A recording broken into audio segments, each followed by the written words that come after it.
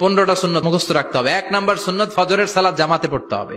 2 নামাজ মুনাফিকদের কাছে সবচেয়ে কঠিন, একটা হচ্ছে ফজরের নামাজ আর একটা এশার নামাজ। 2 নাম্বার সুন্নাহ হচ্ছে আসওয়াক, মেসওয়াক করা। মাতফারাতুন লিল ফাম ফারদাতুন লিররাব, মেসওয়াক করলে দাঁত পরিষ্কার থাকে, আল্লাহ খুশি হয়ে যায়। বিশ্বনবী বলেছেন যদি আমার উম্মতের জন্য কষ্ট না হতো প্রত্যেক নামাজের আগে মেসওয়াক করা আমি ফরজ করে দিতাম। সুবহানাল্লাহ। 3 নাম্বার হচ্ছে দুহুন, তেল মালিশ করবেন। বিশ্বনবী জাইতুনের তেল চুলে আর গায়ে দিতেন। 4 নম্বরে আত্তিব, জুমার দিনে সুগন্ধি লাগিয়ে যাওয়া সুন্নাত। বিশ্বনবী বলতেন এই দুনিয়ার 3টা জিনিস আমার কাছে সবচাইতে প্রিয়। হুব্বিবা ইলাইয়া মিন দুনিয়াকুম সালাস, 1 হচ্ছে আন-নিসা, নারীদেরকে আমি পছন্দ করি। 2 হচ্ছে আত্তিব, সুগন্ধি লাগাতে আমি পছন্দ করি। বিশ্বনবীরে কেউ সুগন্ধি হাদিয়া দিয়েছে, বিশ্বনবী নেয় নাই, এরকম কোন ঘটনা ঘটে নাই।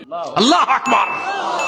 আবার বিশ্বনবী বলতেন আরবাউন মিন সুনানিল মুরসালিন, 4টা সুন্নাত সব নবীদের সুন্নাত। 1 নম্বরে আল হায়া মানে লজ্জা, আরেক বর্ণনা এসেছে আল খিতান মানে সুন্নাতে খাতনা, এটা সব নবীদের ছিল। আর সেওয়াক, সব নবীরা মেসওয়াক করেছেন। আত্তিব, সব নবীরা আতর লাগিয়েছেন। আর নিকাহ, সব নবীরা বিয়েও করেছেন। সুন্দর জামা পড়া, নট নেসেসারি যে নতুন জামা হতে হবে, পুরাতন জামাও ধুয়ে আয়রন করে পড়লে একটা সৌন্দর্য আছে না নাই?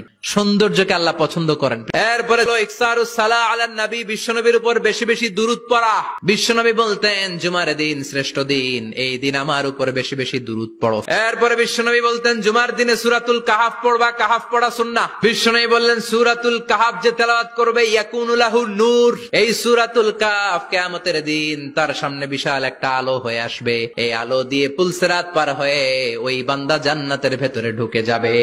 আবার বিশ্বনবী বলেন যারা সূরাতুল কাহাফের প্রথম 10 আয়াত তেলাওয়াত করবে জুমার দিন, শেষের 10 আয়াত যারা জুমার দিন তেলাওয়াত করবে দাজ্জালের ফিতনা থেকে তাদেরকে মুক্ত রাখবে কে? মসজিদে আগে আগে যাওয়া সুন্নাত। বিশ্বনবী বললেন হেঁটে হেঁটে জুমার নামাজে যাওয়া সুন্নাহ।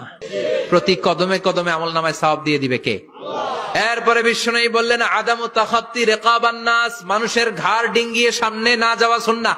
এরপরে বিশ্বনবী বললেন দুখুলুল মসজিদে রাকাতাইন, জুমার নামাজের দিন মসজিদে ঢোকার পরে 2 রাকাত পড়া সুন্নাত। এরপরে বিশ্বনবী বললেন ইনসাত, চুপ থেকে খুতবা শুনবা। তাহলে জুমার নামাজে কথা বলা যাবে না, কেউ কথা বললে চুপ করো, এই কথাটাও বলতে বিশ্বনবী নিষেধ করেছেন। চিল্লায় বলেন ঠিক কিনা? বিশ্বনবী বলেছেন জুমার নামাজ পড়তে যে যদি কারো ঘুম আসে জায়গা চেঞ্জ করে বসো। এরপরে বিশ্বনবী বললেন জুমার দিন দোয়া করলে কবুল হয়। এটা কখন?